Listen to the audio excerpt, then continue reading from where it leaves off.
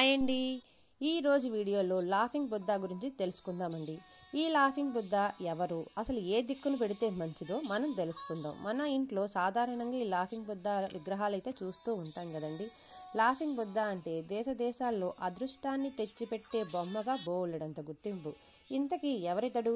China కథ ప్రకారం ఇతడి అసలు పేరు హొటై. సుమారు 1000 ఏళ్ల క్రితం నివసించిన బౌద్ధ భిక్షువు. భుజాన జోలే, చేతిలో భిక్షపాత్రతో తిరుగుతుండే ఇతడికి ఎన్నో మహిమలు.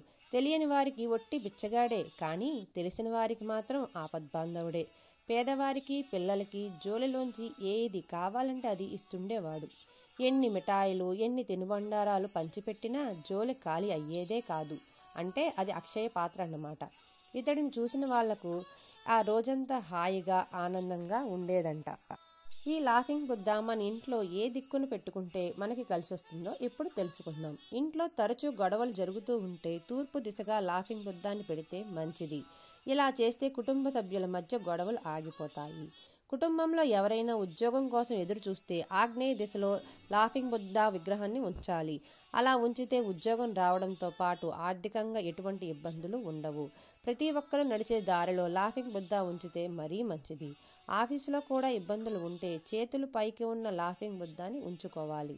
పిల్లలు లేని వారు అయితే నవ్వుతూ ఉన్న లాఫింగ్ బుద్ధాన్ని కొనుగోలు చేస్తే మంచిది. బాత్రూంలోనూ, కిచెన్లో మాత్రం లాఫింగ్ బుద్ధ అస్సలు ఉంచుకోకూడదండి. ఉంచితే ఇబ్బందులు మాత్రం తప్పవు. లాఫింగ్ బుద్ధ ఇంట్లో ఉంటే పాజిటివ్ ఎనర్జీ మన చుట్టూ ఉన్నట్టేనండి. ఇంట్లో నవ్వుతూ ఉన్న లాఫింగ్ బుద్ధ ఉంటే శుభప్రదంగా భావిస్తారు. మన జీవితాల్లో ఎటువంటి దుఃఖాన్నైనా తొలగిస్తుంది. సంపదని, శ్రేయస్సుని తీసుకువస్తుంది. ఎవరైనా కోపంగా ఉన్నప్పుడు ఈ లాఫింగ్ బుద్ధాన్ని 10 నిమిషాల పాటు అలా చూస్తూ ఉంటే ఆటోమేటిక్గా నవ్వొచ్చేస్తుందండి. లాఫింగ్ బుద్ధ అంటేనే ఆరోగ్యం, సంపద, సంతోషం అని నమ్ముతారు. అందుకే ఈ లాఫింగ్ బుద్ధాన్ని ఎవరికి వారు కొనుక్కోకుండా పక్కన వాళ్ళకి గిఫ్ట్ కింద ఇస్తే ఇంకా మంచిదంటండి.